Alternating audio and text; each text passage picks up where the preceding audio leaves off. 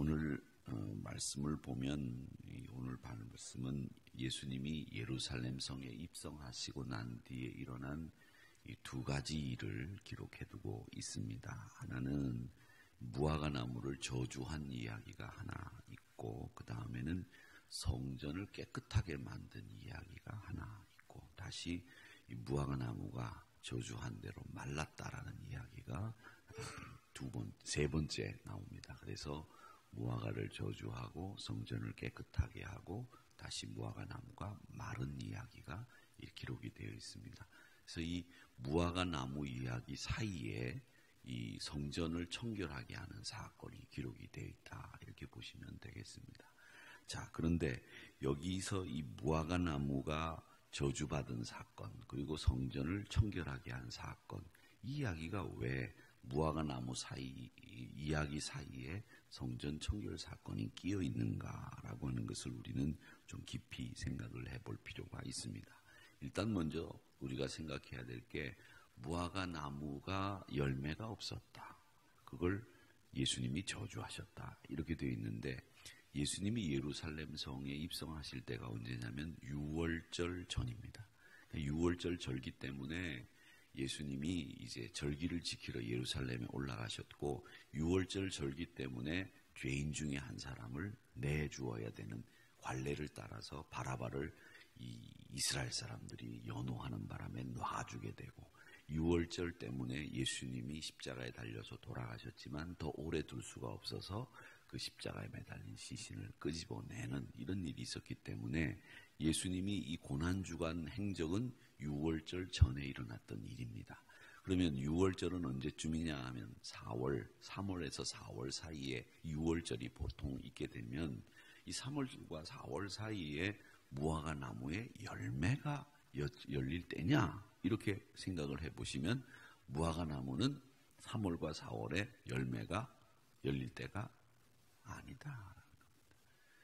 요즘은 봄에도 딸기를 먹고, 어제 저녁에도 제가 딸기를 먹었지만 봄에도 딸기 먹고 겨울에도 수박 먹고, 이번에 추수감사절 행사를 하는데 가을에도 수박이 있고, 가을에도 우리 교회 보니까 수박을 갖다 놨는데, 이 수박을 아마 제가 그 추수감사절 강단 장식을 아무것도 하지 말고 쌀로만 해가지고 어려운 분들 나눠주는 데만 쓰고 그 과일 같은 거 이렇게 하지 말자, 이렇게 해가지고 했는데, 이미 제가 말하기 전에도 이렇게 사다 놓으신 분들이 있으셨던 모양이에요. 그래서 이제 과일들이 조금 있었던 모양인데 거기 수박이 있더라고요.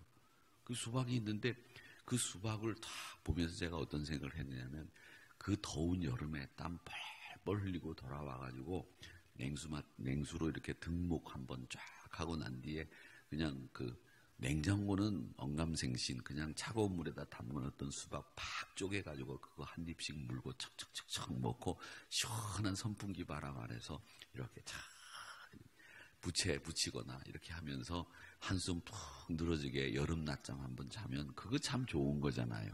그때 먹는 게 수박의 제맛이지. 그 가을에 으산하게 추워가지고서 약간 이게 겨울이 오나 보다 그렇게 몸도 움찔움찔한데 그 수박을 먹으려고 하면 그 수박이 맛이 나겠어요? 그러니까 하나님이 다 때를 정해주신 건데, 이 사람들이 먹고 살려고 가을에도 수박 만들고 말이죠, 겨울에도 수박 만들고 그냥 딸기 만들고 그런단 말이에요. 이 철을 잃어버렸어요. 우리가 철을 완전히 잃어버린 거죠. 철을. 안 그렇습니까? 그래서 딸기를 먹으면서 요게 요즘에 봄인가 싶기도 하고 말이죠. 여름 먹으면, 수박 먹으면 여름 먹는다고 그러네요. 수박 먹으면 여름이 다시 오는가 싶기도 하고. 그러나 분명히 이 과일마다 철이 있다는 거예요. 가을이 돼야 나무에 열매가 맺히는 거죠. 그런데 3월 달에 무화과 열매가 없는 게 당연한데 왜 예수님이 무화과 나무를 저주하셨느냐 하는 거예요. 예수님이 그걸 모르실 리가 없잖아요. 시골 나사렛에서 크시면서 아버님을 도와서 목수일을 하시면서 잘하셨기 때문에 누구보다도 농사일을 잘 하셨을 건데, 왜 3월달 4월달에 무화과 열매 없는 거 당연한 건데 그 무화과 나무 잎사귀가 무성하다, 열매가 없다 야단을 치시면서 저주를 하셔서 결국 무화과 나무를 마르게 하고 결국 아무 열매도 맺지 못하는 무화과 나무가 되고 말았을까라고 하는 겁니다. 자, 이 이야기 사이에 성전 청결 사건이 들어가 있는 이야기도 우리는 꼭 눈여겨봐야 됩니다. 이 이야기를 여러분 머릿속에 딱 넣어두고 성전 청결 사건으로 넘어가 보겠습니다. 유대인들이 성전을 유지하면서 성전에서 제사장들이 있어요. 그 제사장들은 무엇으로 먹고 사느냐 하면 제물을 가지고 오는 사람들이 제물을 가지고 오면 그 제물에서 기름과 고기와 뼈와 내장을 추립니다. 그게 각을 뜬다고 하는 거예요. 그런 다음에 기름은 불에 태웁니다. 번제를 드리는 거죠. 그 다음 나머지 부속물이라고 하는데 나머지 것들은 제사장 몫이 됩니다. 그게 제사장이 땅의 기업을 받지 않은 까닭에 하나님이 주신 제사장의 몫이에요. 그래서 그걸 제사장이 가지고 먹고 살고 때로는 그걸 쌀로도 밀가루로도 바꿔서 살게 되겠죠. 그런데 이렇게만 되어 있는 게 제사장의 몫인데 제사장들이 욕심을 냈어요. 그 욕심이 뭐냐면 바로 소를, 양을, 제물을 가져오는 그 제물을 가지고 욕심을 냈습니다. 어떤 욕심을 냈느냐 하면 이 제사장들 앞에 와서 제물을 드리기 위해서 소나 양을 가지고 시골에서 요즘처럼 차가 있으면 차에다 싣고 오는데 차에다 싣고 오지 않으면 어떻게 와야 돼요? 그걸 업고 옵니까? 메고 옵니까? 걸려서 와야 되잖아요. 그러니까 3일길, 4일길 소가 걸어서 성전까지 오다 보면 먹는 것도 별반 많이 먹지 못했으니까 소가 힘이 들어가지고 파리해져 있습니다. 그러면 제사장이 이렇게 얘기합니다. 이런 소는 제물로 드릴 수가 없다. 그러니까 내가 가지고 있는 이 좋은 소가 있는데 이 소로 바꿔서 제물을 드리고 그 소는 여기다가 나한테 팔아라. 그래서 그 소를 삽니다. 싼 가격에. 근데 그 소는 원래 좋은 소예요? 나쁜 소예요? 좋은 소예요. 왜? 제물로 드리려고 자기가 가지고 있는 소 가운데서 제일 좋은 소를 끌고 온 거니까. 그래가지고 그 소를 여기다 갖다 놓고 여물을 제사장이 일주일이고 열흘이고 먹이면 이 소가 부하게 살이 찌고 다시 좋아지는 거죠. 그러면 또 3일길 4일길 가지고 온 소와 바꿔가지고 이득을 취하는 거예요. 그렇게 이득을 하나 취했고 또 하나는 예수님 당시에 유대에는 돈이 3가지 종류의 돈이 있었습니다. 하나는 로마 돈이 있었어요. 로마 돈. 그 로마 돈이 있었고 또 하나는 팔레스타인 지역에 쓰던 돈이 하나 있었어요. 그 다음에 유대 돈이 있었습니다. 유대 돈은 세켈이라고 하는 그런 돈이 있었는데 이 돈이 3종류예요. 그런데 이 돈을 하나님 앞에 와서 드릴 때에는 어떤 돈을 드렸느냐 하면 유대인 돈을 드려야 됐어요. 유대인 돈. 그러니까 로마 돈을 가지고 제일 많이 통용되는 달러를 가지고 있다가 우리 교회에 와가지고 예배를 드리니까 뭘로 드려야 되냐면 10,000원으로 20,000원으로 바꿔서 돈을 드려야 되니까 그 돈을 바꾸는 과정에서 제사장이 환전 이익을 취하는 거죠. 여러분 남대문 시장이나 이런 데 가보면 할머니들이 이렇게 앉아 있잖아요. 이렇게 앉아 있다가 지나가면 달러 있어요, 달러 있어요 그러지요. 그 할머니들이 뭘 하느냐면 자기가 가지고 있는 달러와 한국 돈과 바꾸어서 그 환전으로부터 시작되는 이윤을 챙기는 분들이에요.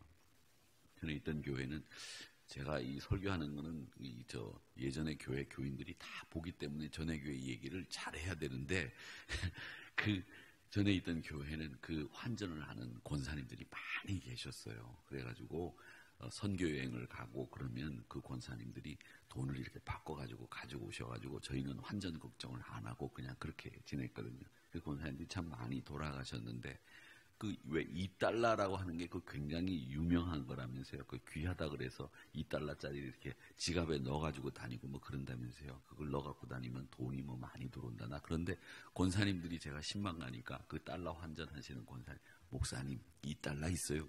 아, 전 그거 없는데 10장을 주시면서 이거 20달러인데 가지고 다니세요. 그래서 제가 그걸 아직도 20달러를 갖고 있습니다. 혹시 필요하신 분이 있으면 저한테 2분 정도 선착순으로 찾아오시면 제가 2달러짜리 하나씩 드릴 수 있습니다. 몇 분? 2분입니다. 한 분에 2분 오시면 제가 2달러짜리 드릴 수 있는데 어디 있는지 잘 모르겠어요. 어디다 넣어놨을 텐데 그렇습니다.